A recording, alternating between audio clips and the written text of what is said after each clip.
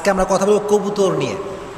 প্রিয় ভাইরা, কবুতর হচ্ছে এমন একটা পাখি, এমন একটা সুন্দর পাখি যেটাকে মানুষ ন্যাচারালি অনেক বেশি পছন্দ করে।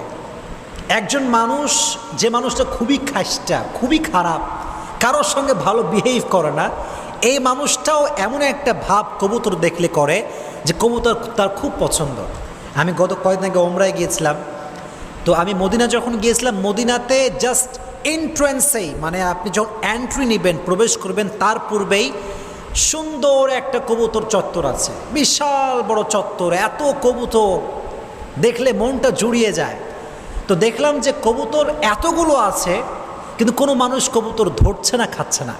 আমি ভাবলাম হায় রে হায় হায়, ये अगर बांग्लादेश में होता तो क्या होता। হ্যাঁ, আজীব ব্যাপার, মদিনা চত্বরে এতগুলো কবুতর, কেউ খায় না, কেউ ধরে না, বরং আরও বেশি খাওয়ায়।